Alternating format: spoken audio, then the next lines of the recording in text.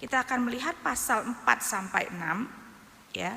Suatu pasal yang tidak ada Samuel ya, kecuali di ayat 1 saja baru dan sesudah itu kita melihat 3 ayat yang tidak ada Samuel, yaitu pada masa memang Samuel masih kecil dan kepemimpinan di bawah Eli dan kedua anaknya.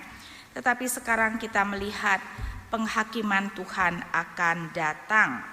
Karena sejak ayat 41b sampai akhir ya, akhir ayat 6 Samuel tidak muncul. Jadi ini adalah masa-masa kepemimpinan daripada Eli di mana Samuel masih kecil. Kita melihat di pasal 4 bercerita tentang tabut Tuhan dirampas. Saya bacakan beberapa ayat dari 1b ya, pasal 4 ayat 1b.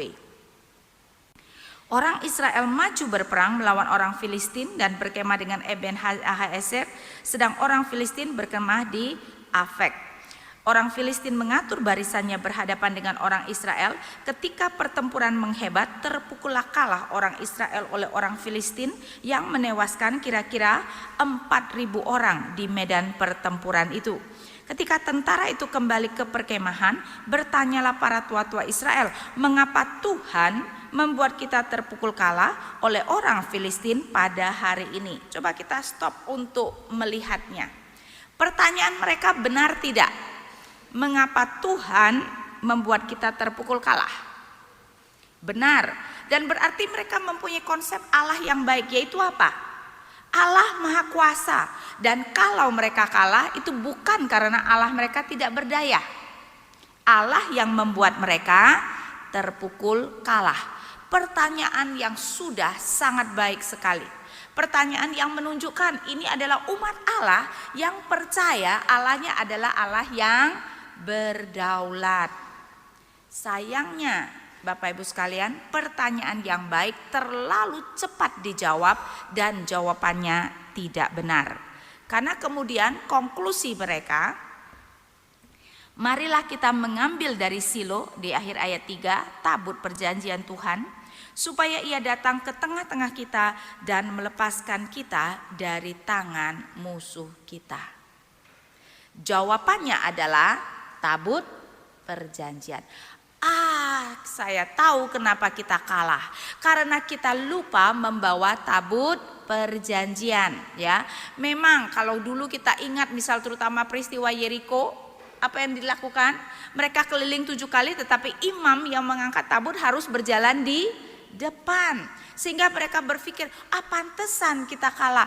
Tabut tidak ada bersama-sama dengan kita. Tapi kira-kira konsep apa yang ada di dalam pemikiran mereka? Bukankah ketika mereka kalah, apa yang seharusnya mereka lakukan? Mereka merenungkan dan mungkin seharusnya mereka ingat kekalahan dari musuh itu adalah salah satu kutuk perjanjian. Ingat Imamat 26, Ulangan 28, sepasal penuh mengenai taat. Kalau taat diberkati, kalau tidak taat akan dikutuk. Salah satu kutuk perjanjian, salah satu hukuman Tuhan jika mereka taat adalah mereka akan kalah oleh musuh mereka. Sehingga harusnya mereka sadar, harusnya mereka bertobat, bukan mengambil jalan pintas. Karena kita tidak membawa tabut perjanjian. Ya, jadi sayang sekali. Pertanyaan yang sudah sangat baik, jawaban yang salah. Tapi coba pikir Bapak Ibu sekalian, sering gak kita juga begitu? Bertanya kepada Tuhan, Tuhan apa ya salahnya? Kenapa sih Tuhan ini program ini tidak berhasil di gereja? Kenapa ya Tuhan bisnisku tidak berhasil padahal kami sudah melakukan dengan baik? Tetapi kemudian jawabannya salah. Tidak benar-benar menanti ya apa yang Tuhan mau katakan. Ya, tetapi kemudian langsung berpikir, pasti kita berbuat salah ini, pasti ini yang tidak benar, dan kita selalu memikirkan dalam level apa yang bisa kita kerjakan dan tidak pernah memikirkan mungkin ada dosa yang sebenarnya Tuhan mau kita renungkan dan kita pertobatkan ya. Jadi sayang sekali mereka salah, mereka mempunyai konsep juga apa yang kita sebut sebagai magic charm, jimat. Kita orang timur, orang Indonesia sangat percaya, banyak yang percaya pada jimat kan? Ya enggak? Yang penting ada jimatnya. Kalau ada jimat keberuntungan, apapun juga pasti menang. Dan mereka memperlakukan tabut perjanjian seperti jimat keberuntungan. Kalau ada tabut, kita pasti menang. Kira-kira Allah senang tidak diperlakukan seperti demikian? Pasti tidak. Ya, pasti tidak. Tetapi jangan berpikir bahwa kita tidak mungkin melakukannya. Kita orang-orang Kristen suka memakai nama Yesus dengan cara yang demikian. Bukan, memang kita tahu nama Tuhan berkuasa. Ya, Paulus bisa mengusir setan dengan nama Yesus. Tetapi ingat ketika anak-anak Skewa di dalam kisah 7, ya, kisah berapa saya lupa deh. Tetapi anak-anak Skewa mau mengusir setan, setan itu berkata, Yesus aku tahu, Paulus aku tahu, siapa kamu, apa yang dilakukan. Malahan mereka dikejar-kejar, dianiaya oleh setan tersebut. Berarti apa? Mereka tidak percaya kepada Tuhan, mau memakai nama Yesus seakan-akan memiliki kekuatan magis. Dan Tuhan tidak suka. Tapi itu bisa kita lakukan, Bapak Ibu sekalian, ya. Tidak berhasil dalam nama Yesus akan berhasil. Tidak benar begitu. Seharusnya kita berdoa kepada Tuhan, seharusnya kita bertanya kepada Tuhan. Sehingga benar kemudian mereka membawa tabut dipelihara, dirawat oleh Hofni dan Pinehas. Ayat 4. Kemudian bangsa itu menyuruh orang ke Silo, lalu mereka mengangkat dari sana tabut perjanjian Tuhan semesta alam yang bersemayam di atas para kerub. Kedua anak Eli, Hofni dan Pinehas, ada di sana dekat tabut perjanjian. Kemudian mereka bawa, pertama-tama ketika orang Filistin mendengar, mereka takut. Waduh, karena mereka pasti sudah mendengar tentang Allah Israel yang begitu luar biasa, atau setidak-tidaknya mereka akan mengatakan, waduh, mereka sekarang membawa Allah mereka. Karena memang orang Filistin kan memang percaya kepada konsep seperti itu. Ya, sehingga kita melihat ayat 7, ketakutlah orang Filistin sebab kata mereka, Allah mereka telah datang ke perkemahan itu. Dan mereka berkata, celakalah kita, sebab seperti itu belum pernah terjadi dahulu. Tetapi kemudian apa yang terjadi? Ayat 10. Lalu berperanglah orang Filistin sehingga orang Israel terpukul kalah. Mereka melarikan diri masing-masing ke kemahnya. Amatlah besar kekalahan, dari pihak Israel gugur 30.000 orang pasukan berjalan kaki. Sebelumnya tanpa tabut berapa banyak yang mati?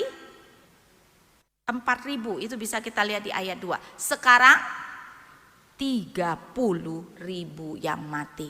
Menyatakan Tuhan murka sekali. Tabutnya dianggap sebagai barang-barang yang mempunyai kekuatan magis, sehingga Tuhan memberikan kekalahan yang telak. Tetapi juga ayat 11, lagi pula tabut Allah dirampas dan kedua anak Eli, Hofni dan Pinehas tewas. Tentu saja mengingatkan kita apa? Tuhan memberikan tanda kepada Eli di dalam penghakimannya sebagai tanda bahwa nanti keturunanmu akan demikian. Kedua anakmu Hofni dan Pinehas akan mati pada hari yang sama. Sehingga kita melihat Tuhan memakai niat jahat manusia, ya, atau motivasi yang tidak benar dari manusia untuk menggenapi rencananya. Kalau tabut tidak dibawa, Hofni dan Pinehas mungkin tidak ikut. Tetapi kan tabut harus diangkat oleh imam. Sehingga kenapa mereka ikut? Karena tabut dibawa. Jadi Tuhan membiarkan niat jahat daripada orang Israel memperlakukan tabutnya dengan kekuatan magis, tapi sebenarnya ada rencana Tuhan. Hofni dan Pinehas tewas. Tapi ironis sekali, tabut kemudian dirampas. Pada pandangan mungkin juga sebagian orang Israel, tetapi terutama pada pandangan orang Filistin, apa yang terjadi? Allah Israel sudah kalah. Ya tidak? Dua bangsa yang berperang adalah Allahnya yang berperang. Dan memalukan sekali tabutnya sampai diambil, karena kita tahu nanti dilihat bahwa tabut Allah hilang, kemuliaan Allah sudah hilang. Tetapi sesungguhnya pada hari itu bukan kemuliaan Allah ya diremehkan, malahan kehendak Allah terjadi. Kemuliaan Allah seharusnya kemudian digenapi, dipermuliakan, karena itu sebenarnya merupakan bagian rencana Tuhan. Tetapi Tuhan untuk itu rela membuat tabutnya dirampas. Karena itu sering sekali Tuhan berkata, rancanganku bukan rancanganmu. Ini adalah sesuatu yang tidak terbayangkan. Tuhan rela membiarkan namanya dipermalukan. Tabutnya sampai diangkat oleh orang lain. Tetapi tidak masalah, Tuhan mempunyai jalan untuk mengembalikan kemuliaannya.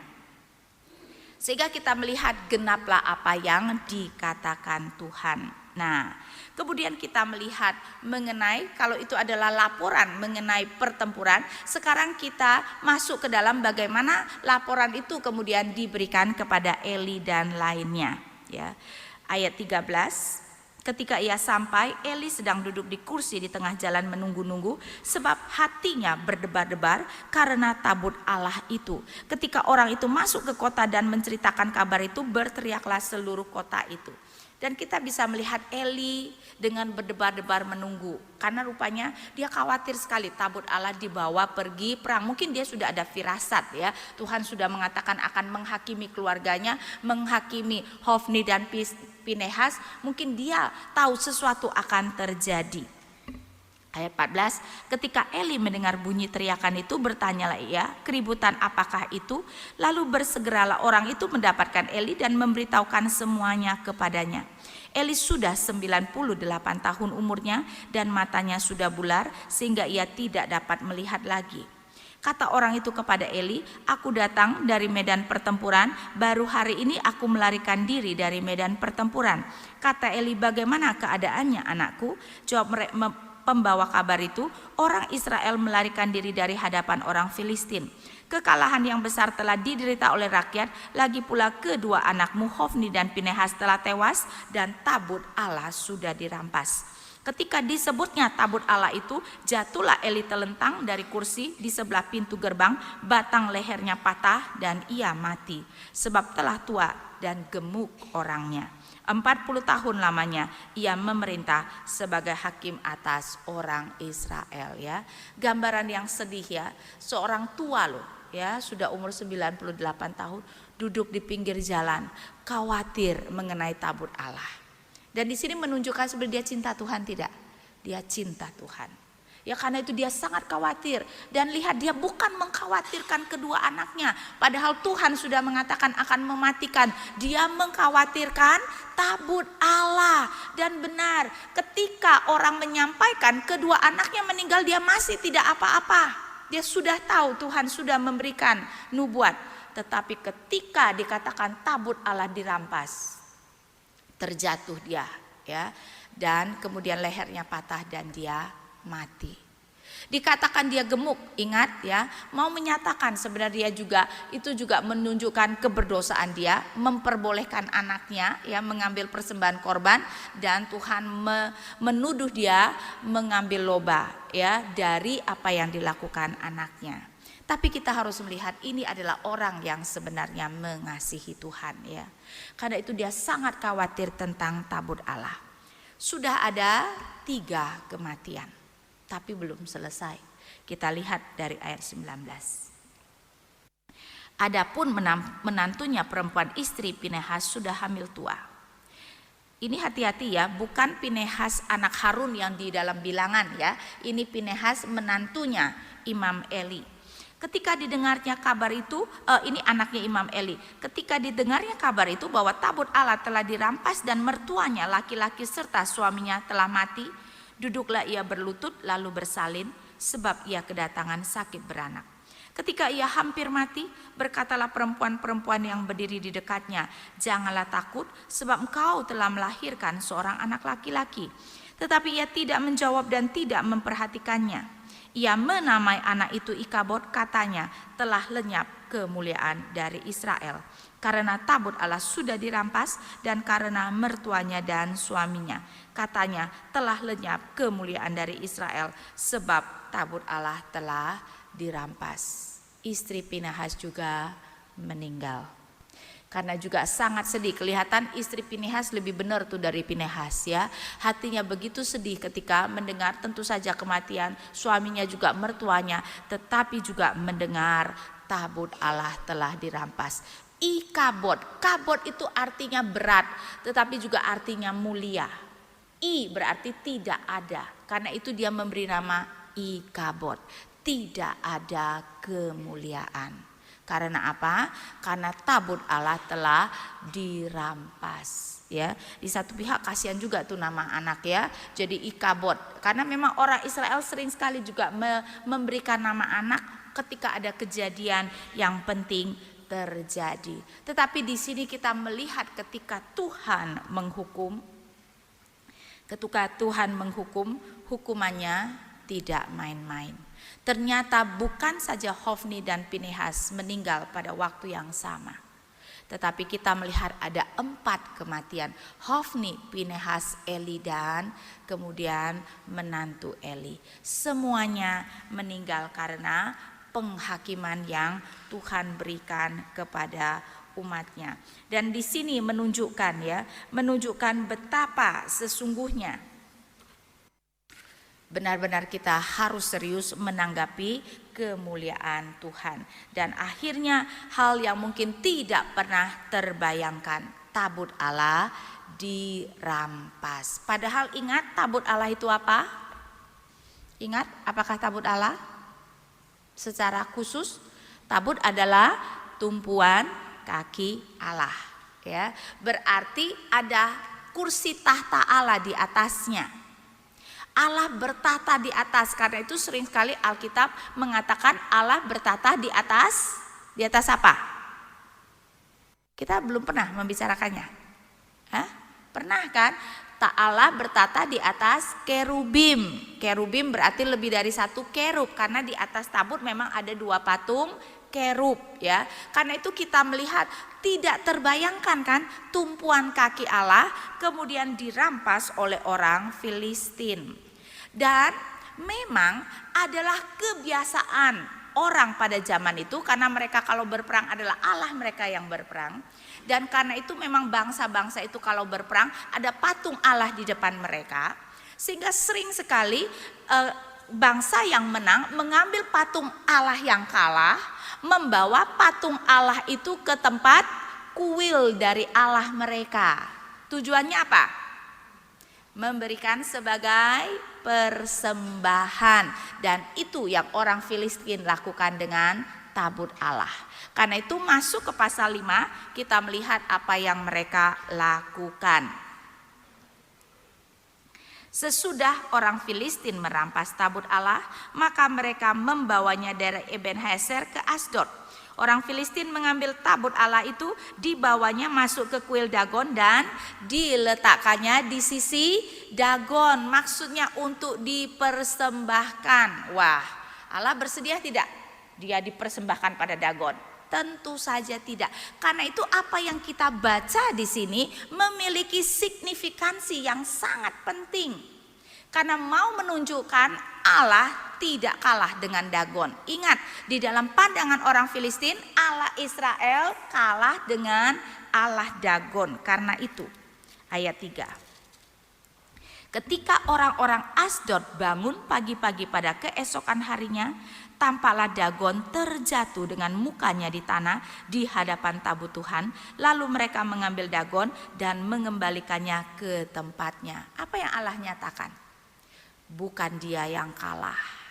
Allah Dagon yang tersungkur di hadapan tabut perjanjian. Allah mau menyatakan dialah yang berkuasa. Dagon tidak ada apa-apanya. Jadi kita harus melihat ini ada suatu hal yang sangat penting ketika Dagon tersungkur. Tetapi bukan itu saja, bagian akhir dari ayat 3, lalu mereka mengambil Dagon dan mengembalikannya ke tempatnya. Bapak Ibu sekalian ya, kalau kita melihat kata mengambil sudah muncul sebenarnya banyak kali, karena sebelumnya selalu mengatakan mereka mengambil tabut Allah, sehingga di pasal 4 muncul 6 kali kata mengambil ya. Kita melihat pasal 4 ayat 3. Ketika tentara itu kembali ke perkemahan, berkatalah para tua-tua Israel, mengapa Tuhan membuat kita terpukul kalah oleh orang Filistin pada hari ini? Marilah kita mengambil dari Silo tabut perjanjian. Ya, ayat 11. Lagi pula tabut Allah dirampas, dan kedua dirampas itu adalah diambil di dalam bahasa aslinya. Kemudian ayat 17, jawab pembawa kabar itu, orang Israel melarikan diri dari hadapan orang Filistin, kekalahan yang besar telah diderita oleh rakyat. Lagi pula kedua anakmu Hofni dan Pinehas telah tewas dan tabut Allah sudah diambil, dirampas itu diambil. Begitupun juga ayat 19. Ketika si istri Pinehas mendengar bahwa tabut Allah telah dirampas, tetap sama diambil. Begitupun juga ayat 21, telah lenyap kemuliaan dari Israel karena tabut Allah sudah diambil ya. Begitupun juga ayat 22. Dan kemudian di dalam pasal 5, sesudah orang Filistin merampas tabut Allah, mengambil ya tabut Allah, ayat 2 juga orang Filistin mengambil tabut Allah, dibawanya masih ke kuil Dagon ya. Jadi selalu berkata mereka mengambil tabut Allah ya. Sesuatu yang kemudian dinyatakan orang Filistin juga mengambil. Tetapi kemudian di sini juga kita melihat akhir ayat 3, lalu mereka mengambil Dagon dan mengembalikan ke tempatnya. Ya, mengambil Dagon dan mengembalikan ke tempatnya. Jadi sebelumnya tabut Allah yang terus diambil dan sekarang Dagon yang diambil. Tapi di sini juga ada ironi. Dagon dianggap sebagai Allah, tapi jatuh tidak bisa bangun sendiri ya, harus orang mengambilnya dan menegakkannya ya.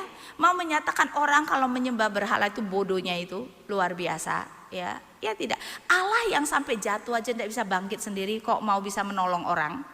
Dan Allah akan menunjukkan, selama ini kelihatannya memang tabut diambil, nanti dia akan menunjukkan dia sendiri yang akan mengembalikan tabut itu ke tempat orang Israel. Tapi sementara kita melihat, jadi Dagon tersungkur tetapi masih belum cukup, dibangun kembali. Kita lihat keesokan harinya ayat 4. Tetapi ketika keesokan harinya mereka bangun pagi-pagi, tampaklah Dagon terjatuh dengan mukanya ke tanah di hadapan tabut Tuhan. Tetapi kepala Dagon dan kedua belah tangannya terpenggal dan terpelanting ke ambang pintu, hanya badan Dagon saja yang masih tinggal. Kira-kira mau menunjukkan apa? Zaman kuno kalau orang berperang dan musuhnya kalah, apa yang dilakukan? Dipenggal kepalanya. Ingat Daud dan Goliat? Ya. Jadi ini mau menyatakan apa? Allah menang mutlak atas Dagon. Kepalanya dipenggal, Dagon tidak lagi bisa berpikir dan tidak bisa berbuat apa-apa. Ya tidak. Sehingga kita melihat ini sebenarnya gambaran yang lucu sekali. Mau menyatakan kemenangan Allah Israel yang begitu mutlak terhadap Allah orang Filistin. Ya, sehingga di sini kita melihat demikian, dan juga kemudian terpelanting ke ambang pintu. Dunia kuno juga menganggap ambang pintu itu kan biasanya ada ya, ada apa? Kayak disemenin kan setinggi begitu sehingga orang harus melangkah ke ambang pintu. Nah, di dalam dunia kuno dipercaya di balik ambang pintu itu banyak sekali spirit-spirit ya, banyak sekali Allah-Allah yang lain. Jadi sepertinya mungkin si Dagon itu mau meminta tolong kepada Allah-Allah yang di ambang pintu. Karena memang kalau kita melihat Zephaniah 1 ayat 9, Nabi mengecam kepada mereka yang percaya dengan hal seperti itu. Zephaniah ya, Zephaniah 1 ayat 9. Aku akan menghukum pada hari itu semua orang yang melompati ambang pintu. Karena apa? Karena banyak orang jadi tidak berani menginjak ambang pintu. Ya, jadi dengan hati-hati mereka akan melangkah melompati ambang pintu karena dianggap di sana ada roh-roh jahat, ya, ada Allah-Allah yang bisa mencelakakan mereka. Karena itu Tuhan mengatakan, aku akan menghukum mereka yang melompati ambang pintu, ya. Jadi kelihatannya ini yang mau ditunjukkan. Kenapa Dagon kemudian di ambang pintu? Sepertinya Dagon juga mau mencari perlindungan dari roh-roh yang ada di ambang pintu. Ayat 5, itulah sebabnya para imam dan Dagon dan semua orang yang masuk ke dalam kuil Dagon tidak menginjak ambang pintu rumah Dagon yang di Asdod sampai hari ini. Akibat kejadian itu mereka kemudian tidak menginjak ambang pintu.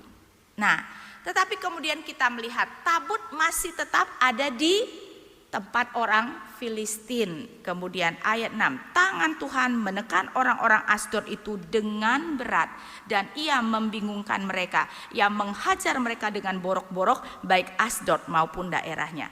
Nah, kata berat di sini, ingat tadi saya mengatakan arti kata kabot itu adalah apa? Berat atau mulia. Jadi kabot sudah tidak ada di Israel, kabot sekarang ada di mana? Di Filistin. Dan sekarang Tuhan mengkabot orang Filistin dengan tulah-tulah dan penyakit-penyakit. Ya, sehingga ada satu permainan kata yang indah, karena sekali lagi kata kabot bisa berarti mulia, bisa berarti berat. Dalam bahasa Ibraninya, tangan Tuhan menekan orang-orang Asdod itu dengan kabot. Begitupun juga di ayat 11. Sebab itu mereka memanggil berkumpul semua raja orang Filistin dan berkata, antarkanlah tabut Allah Israel itu, biarlah ia kembali ke tempatnya, supaya jangan dimatikannya kita dan bangsa kita, sebab di seluruh kota itu ada kegemparan maut. Tangan Allah menekan orang-orang di sana dengan sangat kabot. Kabot tidak ada di Israel, kabot sekarang datang ke Filistin dan Allah menekan orang-orang itu dengan kabot, ya, sehingga kita melihat memang Tuhan memberikan banyak tulah banyak sekali. Nah, Filistin terkenal dengan 5 kota besarnya dengan raja-raja yang kuat. Ternyata mereka kemudian dari satu kota Tuhan memberikan tulah, mereka tidak kuat, kemudian dibawa ke kota yang lain, walaupun di sini hanya diceritakan tentang 3 kota, ya. Sehingga kita melihat apa yang terjadi di ayat 9. Tetapi setelah mereka memindahkannya, ya, jadi mereka memindahkan tabut Israel, maka tangan Tuhan mendatangkan kegemparan yang sangat besar atas kota itu. Sekarang kota apa? Kota Gad. Saya bacakan dari ayat 8 deh, ya. Sebab itu mereka memanggil berkumpul kepadanya semua raja kota orang Filistin dan berkata, apakah yang akan kita lakukan dengan tabut Allah Israel itu? Lalu kata mereka, tabut Allah Israel harus dipindahkan ke Gad. Jadi mereka memindahkan tabut Allah Israel itu ke sana. Tadi di Asdod, sekarang pindah ke Gad. Tetapi setelah mereka memindahkannya, maka tangan Tuhan mendatangkan kegemparan yang sangat besar atas kota itu, yang menghajar orang-orang kota itu, anak-anak dan orang dewasa, sehingga timbul borok-borok pada mereka. Lalu mereka mengantarkan tabut Allah itu ke Ekron. Tetapi sesampai tabut Allah itu di Ekron, berteriaklah orang Ekron itu demikian, mereka memindahkan tabut Allah Israel itu kepada kita untuk mematikan kita dan bangsa kita, ya. Jadi kita melihat mereka tuh memindahkan tabut ke kota-kota yang berbeda. Setiap kali tabut Allah sampai ke kota itu, tangan Tuhan dengan berat menekan mereka, memberikan tulah-tulah dan borok-borok dan seterusnya. Ya, sehingga ayat 11, sebab itu mereka memanggil berkumpul semua raja kota orang Filistin itu dan berkata, antarkanlah tabut Allah Israel itu, biarlah itu kembali ke tempatnya, supaya jangan dimatikannya kita dan bangsa kita. Sebab seluruh kota itu ada kegemparan maut, tangan Allah menekan orang-orang di sana dengan sangat berat. Orang-orang yang tidak mati dihajar dengan borok-borok sehingga teriakan kota itu naik ke langit. Pasal 5 mau menunjukkan kegemparan yang begitu luar biasa karena tabut Allah ada di kota Filistin dan kota Allah memberikan malapetaka dari satu kota ke kota yang lain dan ke kota yang lain. Alkitab mencatat 3 kota, kemungkinan 5 kota, karena nanti ketika orang Filistin mau membawa tabut itu dengan kereta, mereka memberikan 5 borok yang dibuat dari emas, ya, dan 5 tikus, ya, sehingga kemungkinan dikatakan bukan saja Tuhan memberikan penyakit borok, tetapi juga mungkin Tuhan menghabiskan ladang mereka dengan tikus. Karena itu kenapa mereka kemudian membuat gambar tikus dan borok. Coba saya baca di dalam pasal 6. Kita melihat ayat 5. Jadi buatlah gambar borok-borokmu dan gambar tikus yang merusak tanahmu, dan sampaikanlah hormatmu kepada Allah Israel. Mungkin ia akan mengangkat daripadamu, daripada Allahmu, dan daripada tanahmu tangannya yang menekan dengan berat, ya. Jadi akhirnya nanti mereka melakukan. Tapi kita akan melihat dari permulaan pasal 6. Kita melihat permulaan pasal 6. Setelah 7 bulan lamanya tabut Tuhan itu ada di daerah orang Filistin. Dan di sini kita harus acungkan jempol, ya. Lama juga mereka bertahan, ya. 7 bulan, walaupun dari satu kota ke kota yang lain, ya. 7 bulan. Bisa bayangkan, ya, penyakit yang terjadi pada mereka. Kenapa bisa bertahan begitu lama kira-kira? Kenapa bisa bertahan?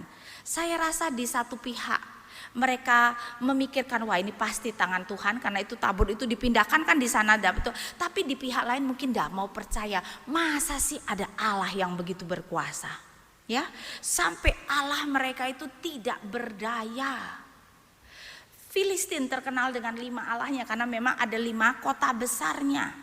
Sehingga pasti mereka tidak percaya, masa sih dengan Allah ini menang, dengan Allah ini menang, dengan Allah ini menang. Betapa luar biasanya Allah tersebut.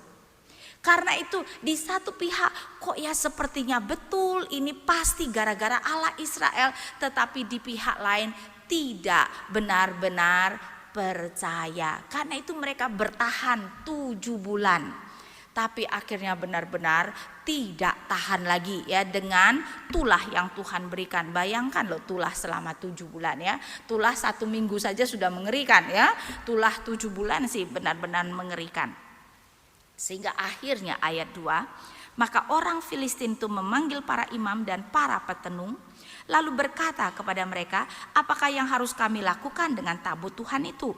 Beritahukanlah kepada kami bagaimana kami harus mengantarkannya kembali ke tempatnya.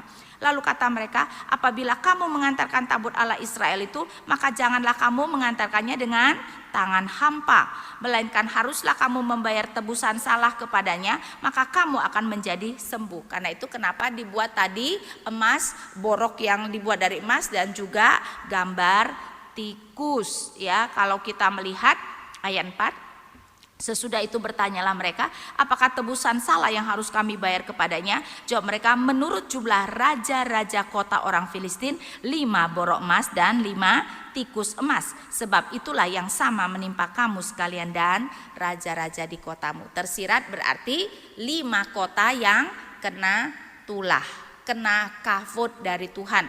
Walaupun kita hanya diceritakan tentang 3 kota, ya, Asdod, Gad, dan Ekron. Nah, kemudian si imam juga mengatakan di ayat 6, mengapa kamu berkeras hati sama seperti orang Mesir dan Firaun berkeras hati? Bukankah mereka membiarkan bangsa itu pergi ketika ia mempermain-mainkan mereka?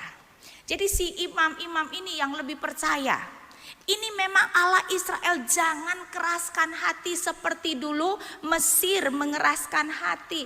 Mereka sudah tahu tentang Allah Israel yang begitu dahsyat, yang menghancurkan Allah-Allah Mesir.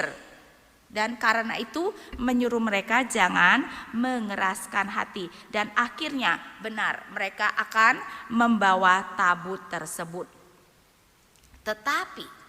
Tetapi orang Filistin masih tidak 100% yakin kalau itu Allah Israel. Dan mereka akan melakukan ujian, melihat apakah itu Allah Israel atau bukan. Ujiannya apa? Ujiannya, tabut itu akan diletakkan di atas kereta tanpa pengemudi. Ya, coba kita lihat.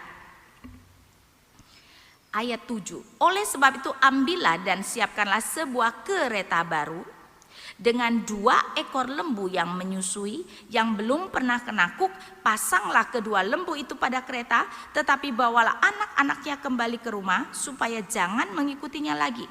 Kemudian ambillah tabut Tuhan, muatkanlah itu di atas kereta, dan letakkanlah benda-benda emas yang harus kamu bayar kepadanya sebagai tebusan salah ke dalam suatu peti di sisinya, dan biarkanlah tabut itu pergi. Perhatikanlah, apabila tabut itu mengambil jalan ke daerahnya, ke Bet-Semes, yaitu daerah orang Israel, maka dialah itu yang telah mendatangkan malapetaka yang hebat ini kepada kita.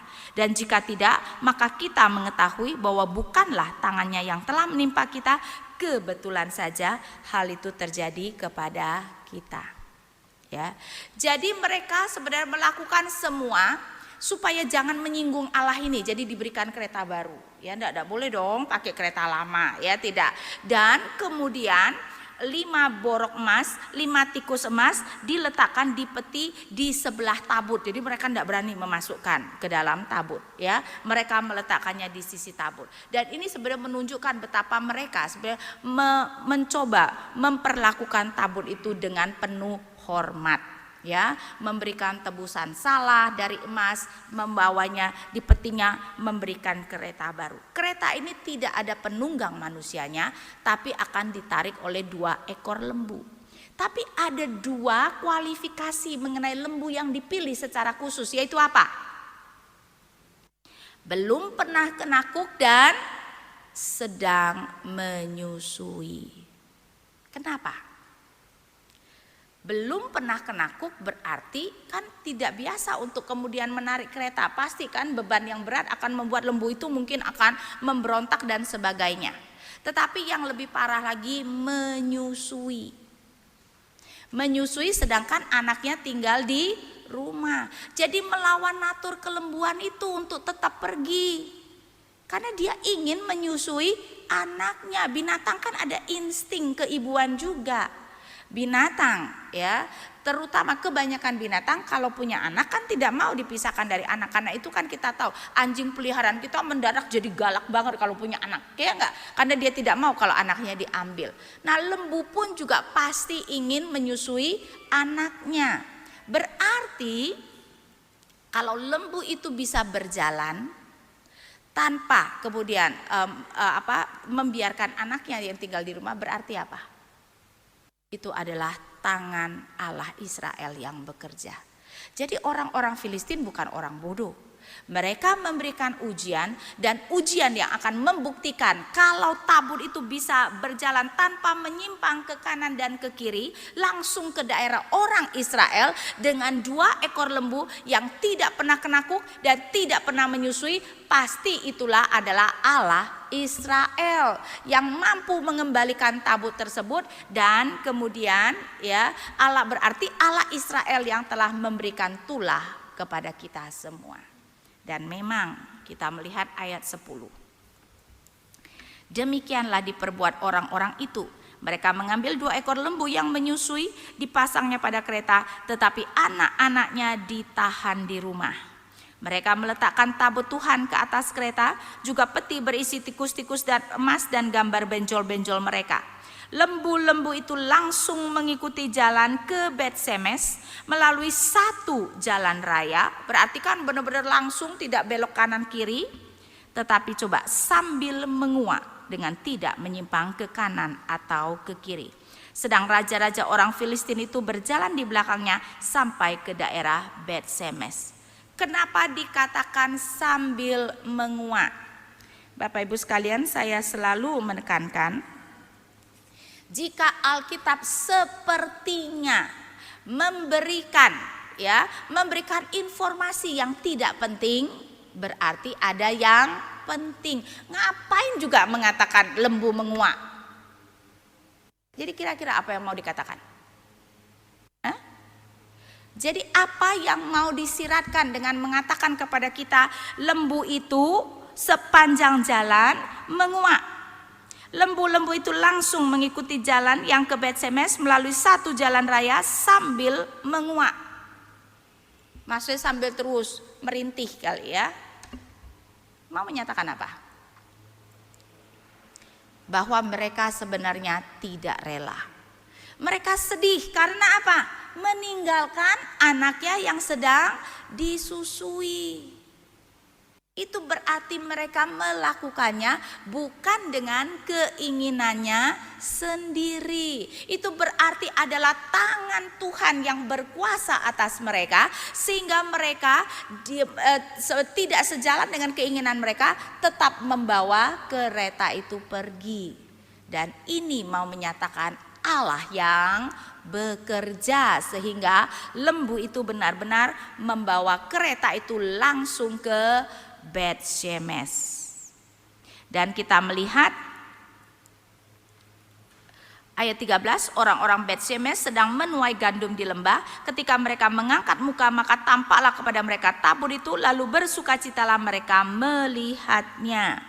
Kereta itu sampai ke ladang Yosua orang Bet-Shemesh itu dan berhenti di sana. Di sana ada batu besar. Mereka membelah kayu kereta itu dan mereka mempersembahkan lembu-lembu sebagai korban bakaran Tuhan. Jadi kasihan tuh ya, si lembu akhirnya kemudian dipersembahkan sebagai korban bakaran.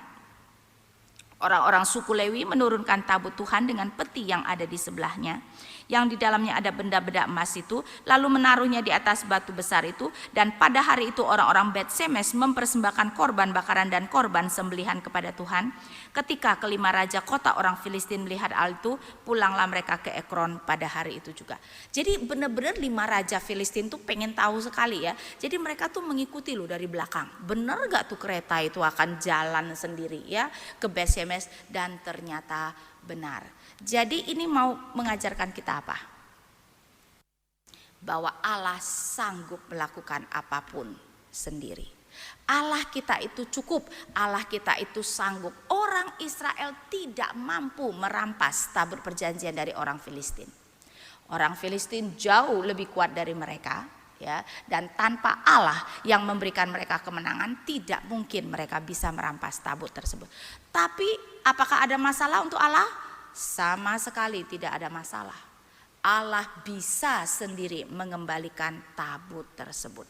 Ini adalah prinsip yang sangat penting bagi kita, karena Bapak Ibu sekalian, prinsip ini mau menyatakan kepada kita, Allah itu cukup pada dirinya sendiri. Allah sebenarnya tidak butuh kita melayani Dia. Sama seperti Dia dapat mengembalikan tabut itu langsung tanpa bantuan seorang manusia pun, Allah bisa melakukan semua pekerjaan yang Dia inginkan tanpa perlu kita melayani. Karena itu kita harus mengerti kalau sampai Allah bersedia memakai kita untuk pelayanan, itu adalah anugerah, itu adalah hak istimewa yang Tuhan berikan kepada kita. Karena itu kita harus dengan rendah hati melayani Tuhan. Karena melayani Tuhan adalah anugerah. Allah tidak butuh kita, tapi Allah berkenan memakai kita. Ya, karena itu biarlah hari ini kita bisa melihat Allah kita adalah Allah yang begitu luar biasa. Bangsa yang begitu besar saja begitu mudah ditaklukkannya tanpa harus memakai orang Israel. Ya, sehingga kita melihat akhirnya tabut ini Allah kembalikan sendiri ke tangan orang atau ke tempat orang Israel. Tapi apakah Allah yang kudus itu aman bagi umatnya? Coba kita lihat apa yang terjadi. Ya, kita melihat dari ayat 19.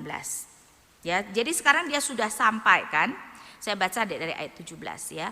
Inilah benjol-benjol emas yang dibayar orang Filistin kepada Tuhan sebagai tebusan salah, dari Asdod 1, dari Gaza 1, dari Askelon 1, dari Gad 1, dari Ekron 1. Lagi tikus-tikus emas menurut jumlahnya segala kota orang Filistin kepunyaan kelima raja kota itu, baik kota-kota yang berkubu-kubu maupun dusun-dusun di sekitarnya, dan batu besar yang di atasnya diletakkan mereka tabut Tuhan di ladang Yosua orang Bet-Shemesh itu adalah saksi sampai hari ini. Ayat 19, dan ia membunuh beberapa orang Bet-Shemesh karena mereka melihat ke dalam tabut Tuhan. Ia membunuh 70 orang dari rakyat itu. Rakyat itu berkabung karena Tuhan telah menghajar mereka dengan dahsyatnya. Sekarang tabut Allah ada di Israel, orang Israel yang mati 70 orang. Bagian Alkitab atau manuskrip lain mengatakan 50.070 orang yang mati, ya. Tetapi ini ada manuskrip yang berbeda, tetapi kemudian dipilih 70, mungkin dipikir nggak mungkin sebanyak orang itu mati, ya. Karena apa? Karena melihat tabut. Bukan berarti mereka membuka tabut melihat ke dalam, tidak. Karena melihat tabut, karena memang tabut tidak boleh dilihat, tidak boleh disentuh. Orang Israel sudah diberikan Taurat Musa. Tabut tidak boleh dilihat, tidak boleh disentuh. Orang Filistin tidak tahu. Karena itu mungkin Allah masih membiarkan mereka, ya. Melihat itu pun Allah menekan mereka dengan berat, kan, dengan segala borok dan malapetaka. Tapi orang Israel, ketika mereka tidak mengindahkan kekudusan Tuhan, Tuhan pun kemudian mematikan mereka karena mereka melihat tabut Tuhan. Karena kita bisa bayangkan orang Filistin pasti tidak menutupi tabut tersebut, ya, di dalam kereta, sehingga kemungkinan kemudian mereka melihat tabut tersebut. Dan kemudian sekali lagi pertanyaan yang sangat baik, ayat 20. Dan orang-orang Bet-Semes berkata, siapakah yang tahan berdiri di hadapan Tuhan Allah yang kudus ini?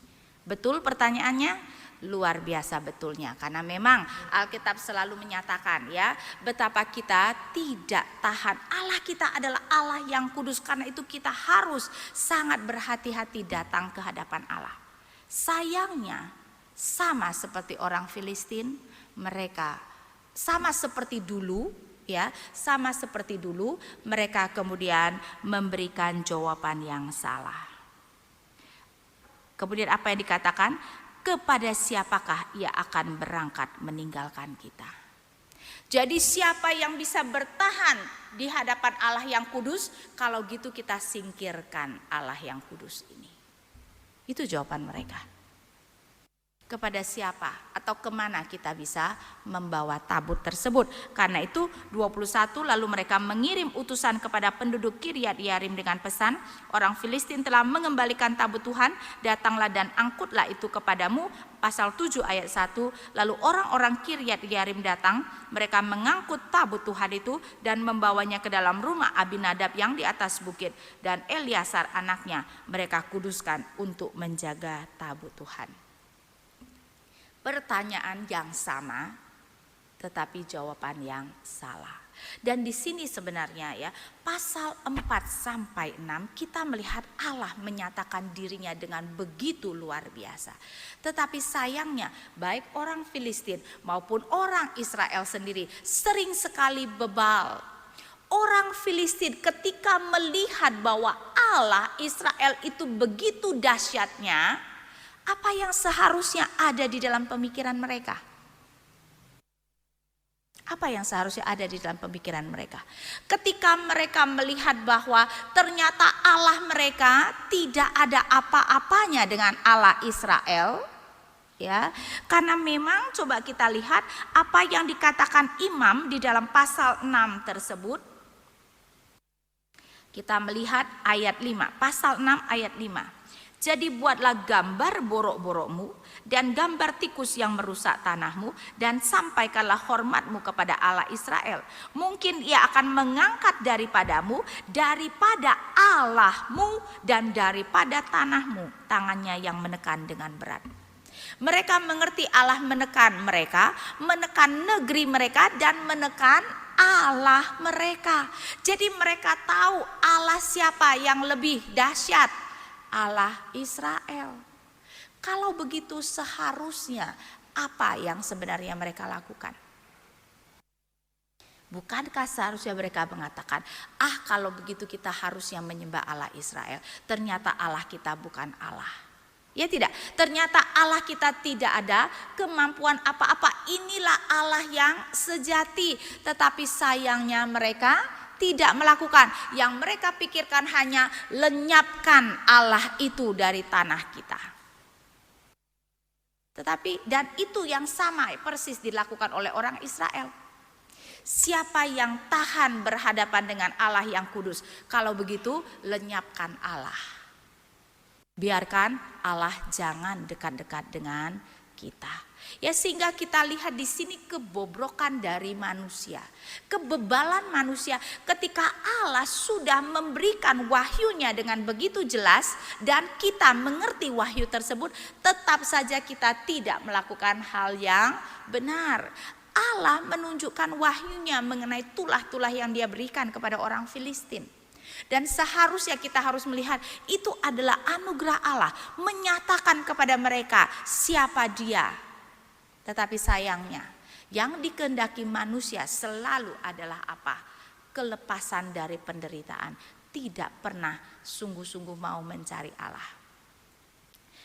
Baru-baru ini di STTRI ada kelas intensif ya, dan profesor itu menekankan di sini sebenarnya Allah itu selalu memberikan kesulitan dengan tujuan apa? Kita kemudian belajar bergantung kepada Tuhan. Kesulitan itu seharusnya membuat kita semakin datang kepada Tuhan. Tapi yang sering terjadi, orang yang tidak beriman, mereka mendapatkan kesulitan, mereka akan mencari apa saja, siapa saja ya, berhala yang akan memberikan mereka kelepasan. Jadi manusia pada dasarnya bukan mau mencari Tuhan. Manusia pada dasarnya mau mencari kelegaan. Dan itu yang selalu kita cari juga. Allah memberikan tulah yang dahsyat kepada orang Filistin yang mereka pikirkan hanya bagaimana supaya tulah itu bisa lenyap dari tanah kita. Kelegaan. Orang Israel ditunjukkan kekudusan Allah, yang ada dalam pemikiran mereka adalah bagaimana kita bisa lepas dari tangan Allah yang kudus yang mengerikan ini. Kelegaan. Nah, kita perlu bertanya pada diri kita sendiri. Apakah bukan itu juga yang selalu kita cari? Ketika Tuhan memberikan kesulitan, apa yang selalu kita doakan? Kelegaan, atau Tuhan kemudian memberikan kita kemampuan untuk boleh mengatasinya? Kebanyakan kita berdoa untuk kelegaan. Lagi sakit, Tuhan pulihkan aku, ya, angkat penyakit ini supaya kemudian aku tidak merasakannya lagi. Lagi ada persoalan, Tuhan, orang yang memfitnah aku singkirkan dari gereja, kalau bisa pindah gereja deh Tuhan, biar dia pindah gereja supaya hidupku kemudian tentram di gereja ini. Kita selalu berdoa untuk kelegaan. Dan karena itu juga betapa mudahnya sebenarnya kita menyembah berhala kita kalau itu bisa memberikan kita kelegaan. Kita selalu mencari kelegaan dan tidak melihat bahwa Tuhan memakai kesulitan-kesulitan itu untuk membawa kita untuk datang kepada Dia. Bertanya kepada Tuhan, Tuhan apa yang sesungguhnya Tuhan ingin kerjakan dengan memberikan kesulitan-kesulitan tersebut. Kelegaan adalah jalan pintas. Tetapi memang sayangnya ya, kita manusia selalu menginginkan jalan pintas.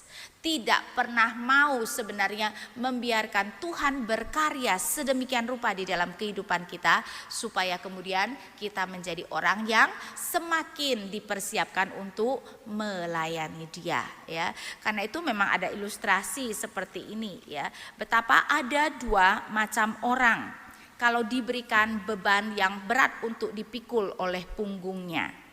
Yang satu akan berdoa, Tuhan angkat beban itu dari punggungku. Yang satu akan berdoa, Tuhan berikan aku punggung yang kuat. Kita yang mana? Yang mendoakan yang pertama, Tuhan angkat beban itu dari punggungku, atau kita berdoa, Tuhan berikan aku punggung yang kuat. Kira-kira Tuhan mau yang mana? Punggung yang kuat, ya. Kalau secara fisik punggung tidak kuat, ya, kena osteoporosis nanti, ya, dan kita akhirnya malahan akan mudah terjatuh dan patah tulang, ya tidak. Kita harus memiliki punggung yang kuat, tapi untuk itu berarti kita harus mau menanggung beban untuk waktu yang lama. Ya tidak. Orang-orang kan kalau fitness kenapa narik beban? Ya enggak. supaya tambah lama otot mereka dan sebagainya bisa tambah kuat. Tapi itu kan tidak bisa dilakukan cuma 10 kali kamu begitu langsung kemudian otot kamu kuat kan. Harus dilatih hari demi hari, bulan demi bulan, tahun demi tahun, dan kemudian mengangkat beban yang lebih berat, mengangkat beban yang lebih berat. Tubuh fisik kita mengajarkan, itu juga yang harus terjadi dalam kehidupan rohani kita. Kalau kita mau mempunyai kerohanian yang lebih kuat, mau tidak mau rohani kita juga harus dilatih dengan beban yang semakin lama semakin berat. Ya, sehingga kalau kemudian kita menjumpai apa yang dinyatakan Tuhan di sini, maka biarlah kita mengerti, bukankah sebenarnya itu yang Tuhan sedang kerjakan, Tuhan sedang mengajarkan kepada kita, supaya kemudian kita mempunyai punggung yang kuat. Tetapi kemudian kita juga harus belajar. Tuhan memberikan kita wahyu kadang-kadang dengan cara yang memang tidak terpikirkan, ya. Tuhan memberikan wahyunya kepada orang-orang Filistin dengan memberikan tulah dan borok. Sehingga kita harus mengerti, Tuhan itu berbicara kepada kita bukan hanya melalui Alkitab. Walaupun ini adalah firman-Nya yang sangat khusus dan sangat berharga dan banyak mengajarkan kita. Tapi Tuhan juga mengajarkan kita melalui setiap kejadian yang terjadi di dalam kehidupan kita. Karena itu kita harus belajar lebih peka dari orang Filistin, lebih peka dari orang Israel di sini. Bertanya kepada Tuhan ketika ada kejadian-kejadian yang Tuhan izinkan terjadi di dalam kehidupan kita. Baik yang menyenangkan hati kita maupun yang tidak menyenangkan hati kita. Dan kita bertanya, Tuhan, apa yang Engkau ingin ajarkan? Tapi ingat, hati-hati, pertanyaan yang benar belum tentu menghasilkan jawaban yang benar. Kita melihat berkali-kali Israel bertanya pertanyaan yang benar. Berarti mereka tuh mempunyai doktrin Allah yang bagus, ya. Ya, wah, kenapa Tuhan membiarkan kita kalah? Bagaimana kita bisa tahan menghadapi Allah yang kudus? Pertanyaan yang luar biasa baiknya. Sayangnya setiap kali jawaban yang salah. Karena apa? Karena tidak mau merenungkannya, tidak mau bertanya kepada Tuhan, langsung kemudian mengambil langkah sendiri. Yosua, pada zaman Yosua ketika berhadapan dengan orang-orang Gibeon pun juga sudah menanyakan pertanyaan yang benar.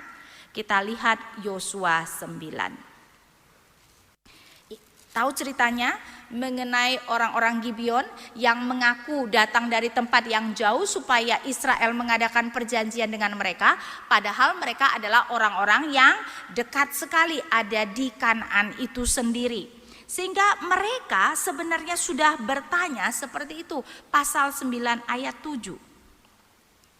Tetapi berkatalah orang-orang Israel kepada orang-orang Hewi itu, barangkali kamu ini diam di tengah-tengah kami, bagaimana mungkin kami mengikat perjanjian dengan kamu?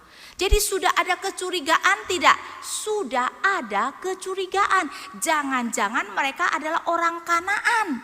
Kalau demikian kan bagaimana mungkin kami bisa mengikat perjanjian dengan kamu? Sudah ada kecurigaan, pertanyaan yang sangat benar. Salahnya apa? Salahnya kemudian sekali lagi mereka hanya memikirkan sendiri dan memberikan keputusan. Karena kemudian ayat 14, lalu orang-orang Israel mengambil bekal orang-orang itu tetapi tidak meminta keputusan Tuhan. Dan itu yang selalu kita lakukan, Bapak Ibu sekalian. Bertanya sudah benar, setidak-tidaknya mendingan daripada pertanyaannya aja salah, ya. Sudah lumayanlah, bertanya aja benar, sudah benar. Tapi tidak ada gunanya tetap kalau jawabannya salah. Karena itu bertanya pertanyaan yang benar, yang harus kita lakukan adalah apa? Kemudian merenungkannya. Tuhan, mengapa?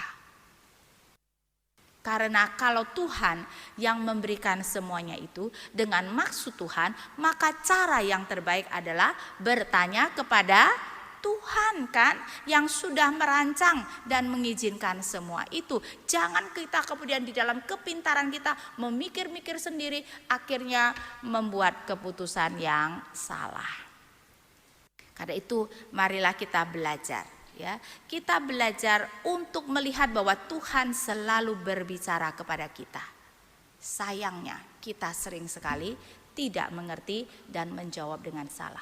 Jadi adalah sangat salah Bapak Ibu sekalian kalau kita berpikir, Tuhan tidak memberi jawaban. Jawaban Tuhan sebenarnya ada. Ada di dalam firman-Nya, ada dengan apa yang Tuhan izinkan terjadi. Tapi dasar kita yang bebal, tidak bisa melihat jawaban Tuhan. Tidak mau menunggu jawaban Tuhan, tidak mau bergumul untuk mendatangkan jawaban Tuhan. Karena itu lebih banyak datang pada jawaban yang salah. Ya, karena itu biarlah kita mengingat apa yang terjadi di sini. Allah selalu sebenarnya berfirman kepada kita. Kiranya kita berdoa supaya Tuhan memberikan kita kepekaan, ya, memberi kita kepekaan supaya kita mengerti rencana Tuhan yang baik. Kalau Israel selalu salah, kalau Yosua saja bisa salah di dalam membaca kehendak Tuhan, apalagi kita. Ya, sehingga memang kita harus merendahkan hati kita, datang kepada Tuhan, bertanya kepada Tuhan. Setiap kesulitan, setiap hal yang positif, Tuhan sedang berbicara kepada kita. Apakah ada pertanyaan Bapak Ibu sekalian? Ya.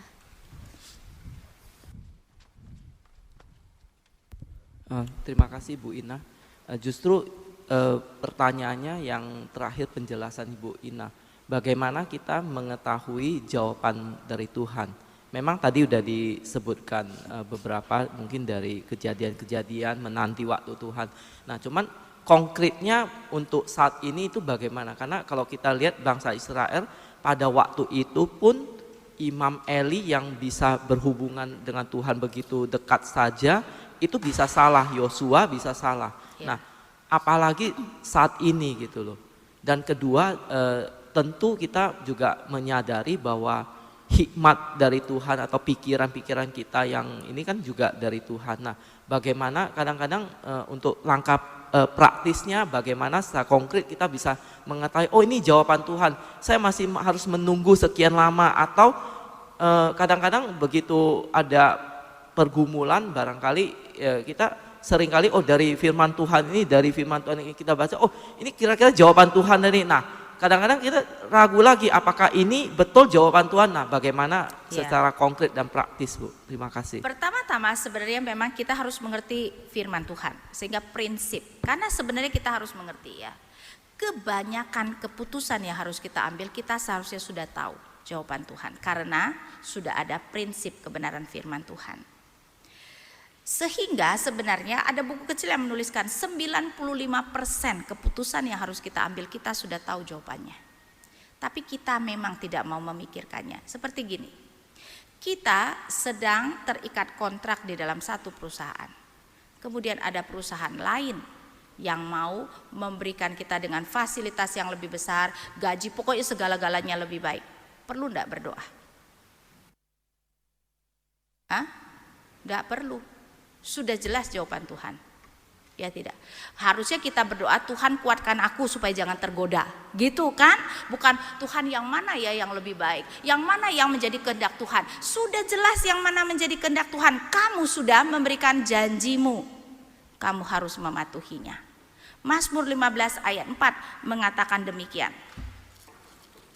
Mazmur 15 ayat 4, ya, berbicara tentang orang benar yang boleh menumpang dalam kemahnya. Bagian akhir, yang berpegang pada sumpah walaupun rugi. Orang yang benar adalah yang berpegang pada perkataannya walaupun rugi. Kamu sudah terikat janji, kamu sudah terikat kontrak, walaupun rugi, walaupun itu mungkin kamu mengatakan, aduh Tuhan, waktu itu keputusan yang salah, tapi kamu tidak boleh mengingkarinya.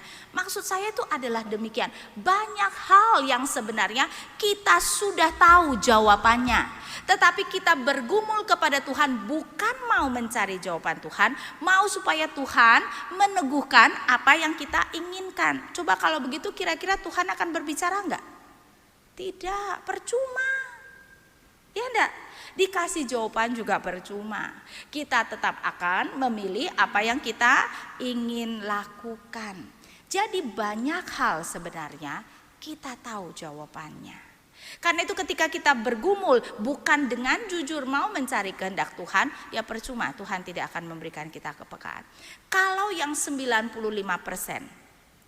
yang sebenarnya sudah jelas apa yang Tuhan inginkan, ya itu tidak mau kita taati. Kira-kira yang 5% ya, kita bekerja di perusahaan mana, mana pasangan Tuhan yang tepat bagiku, anak sekolah di mana, kira-kira Tuhan akan memberikan kepekaan enggak? Tidak, kalau kita tidak mau belajar peka dan taat kepada prinsip-prinsip yang sudah kita tahu dengan jelas. Karena itu sering sekali sebenarnya di dalam keputusan-keputusan kita itu sudah tahu jawabannya, ya. Dan itu merupakan karena kebanyakan di dalam kehidupan kita itu seperti demikian. Seperti hamba Tuhan pun juga banyak godaan, ya tidak. Sudah menerima pelayanan, kemudian ditawarkan misalnya pelayanan yang jauh lebih wah ke luar negeri. Waduh, padahal di sini sudah ada pelayanan. Waduh, pasti godaan untuk meng-cancel yang pertama, ya. Wah, ini pasti ini rencana Tuhan tuh. Ini mah Tuhan memberikan aku kesempatan. Ini pasti rencana Tuhan. Tapi apakah benar? Apakah benar? Apakah Tuhan mau menjadikan kita orang yang tidak bisa memegang perkataan kita? Ya tidak, sehingga banyak hal sebenarnya saya rasa kita harus sungguh-sungguh mau jujur. Ya, bukan berarti tidak mungkin bisa begitu, bisa, tetapi saya rasa terlalu sering itu adalah keinginan kita sendiri. Karena itu kita harus sangat hati-hati berdoa, terutama kalau yang kita doakan itu memang sesuatu yang kita inginkan. Karena kemungkinan sekali kita kemudian mudah sekali membohongi diri sendiri. Itu adalah bagian pertama, prinsip Tuhan, firman Tuhan. Yang kedua adalah kita melihat keadaan. Ya, melihat keadaan. Tuhan buka jalan atau Tuhan tutup pintunya. Ya, sehingga kita perlu melihat demikian. Tapi itu pun memang membutuhkan kepekaan. Karena kadang-kadang ya Tuhan memanggil kita untuk suatu pelayanan, tapi sepertinya kok pintu tertutup sehingga kita perlu bertanya, Tuhan ini benar-benar Tuhan tutup pintu atau sebenarnya Tuhan mau supaya kita menunjukkan kesetiaan kita. Walaupun Tuhan tutup pintu, ya kita tetap setia. Sering sekali ya mahasiswa teologi yang setelah bertahun-tahun ya bekerja dan bergumul untuk kemudian masuk sekolah teologi, begitu kemudian mereka sudah mendaftar, diterima, mau resign, bos menaikkan pangkat, apa yang mereka lakukan? Tidak jadi masuk. Itu memang adalah cara Tuhan mengatakan bukan tempatmu di sekolah teologi, atau sebenarnya Tuhan sedang menguji apakah kamu memang setia dengan panggilan kamu. Sehingga ketika kemudian diberikan jabatan yang lebih besar, kamu masih akan memilih apa? Taat kepada panggilan Tuhan, atau kemudian kamu melihat bahwa sekarang panggilan Tuhan sudah berbeda. Jadi kita begitu mudah berubah ya, sehingga keadaan pun harus hati-hati. Tapi keadaan itu yang kita lihat yang Paulus pakai kan, ingat Paulus mau menginjili ke satu tempat tapi Tuhan tutup pintunya sehingga kemudian dia ke Asia. Sehingga ya keadaan, pintu yang Tuhan buka, pintu yang Tuhan tutup itu juga perlu sekali. Tetapi juga yang sangat penting adalah conviction, keyakinan kita. Ya, Tuhan yang akan meneguhkan keyakinan itu terus. Tapi memang kita manusia sering sekali hari ini yakin, besok ragu lagi. Ya repot memang manusia itu ya. Hari ini yakin, bulan depan ragu lagi. Tapi sama, hamba-hamba Tuhan juga sama. Murid-murid sekolah teologi kadang-kadang saya tuh bingung. Baru kuliah 1 tahun sudah kepikir untuk berhenti. Saya tuh kalau mendengar itu kesaksian murid ya, di STTRI lebih dari 50% kali yang kalau bersaksi, wah dulu waktu baru masuk gak lama sudah mikir-mikir mau berhenti. Sehingga saya berpikir, kok keyakinannya itu kok lemah sekali ya. Kan untuk bergumul masuk aja mungkin sudah bergumul bertahun-tahun, begitu masuk 1 tahun udah kepikiran mau berhenti. Tapi itulah manusia, yakin banget, tapi kemudian begitu mudah. Jadi conviction itu penting. Tetapi Allah kita memang penuh dengan anugerah. Karena itu biasanya Allah itu mengerti kita ragu-ragu, Allah sering sekali memberikan peneguhan. Ya. Jadi ketika kita kemudian kecil hati, Allah memberikan peneguhan lagi. Betul, ini adalah panggilan yang aku berikan kepadamu. Kemudian ketika kita kecil hati lagi, Allah lagi memberikan peneguhan. Sesudah jadi hamba Tuhan pun sama rupanya. Mungkin sudah berpikir setelah lulus dari sekolah teologi beres kan? Ya enggak, sekarang sudah jadi hamba Tuhan. Sama. Karena itu hamba Tuhan juga bergumul. Jangan-jangan Tuhan ternyata tidak memanggil aku. Repot kan? Sudah melayani 10 tahun bergumul. Bener gak nih panggilan Tuhan? Tapi itulah manusia. Begitu diperhadapkan dengan kesulitan, selalu kemudian meragukan lagi keputusan kita. Ya, karena itu harus ada conviction. Dan tentu saja kita terus berdoa, Tuhan yang terus meneguhkan, Tuhan yang terus memberikan kepekaan. Tidak ada jalan pintas, mau tidak mau kedekatan kita dengan Tuhan. Ya, dan orang lain tidak bisa membantu kecuali itu berlawanan dengan prinsip Tuhan ya. Tetapi untuk hal-hal yang secara prinsip benar, maka itu adalah mengenai kepekaan kita dengan Tuhan ya. Tetapi kalau sebenarnya itu berkenaan dengan prinsip, banyak hal yang sebenarnya kita tidak usah berdoa. Dan tetapi manusia sudah salah melakukannya dari Hawa. Coba kita lihat Kejadian 3. Kejadian 3 ya.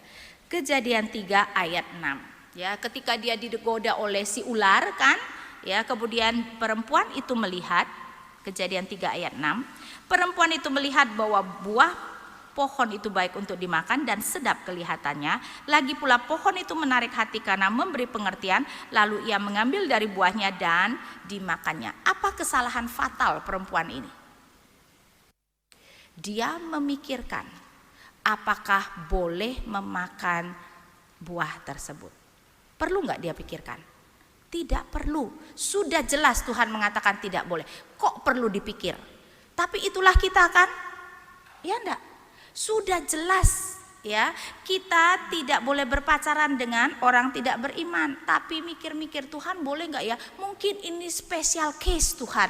Nanti aku akan menginjili dia dan dia akan menjadi orang percaya. Itulah kita, sudah jelas perintah Tuhan, tetap memikir-mikirkannya.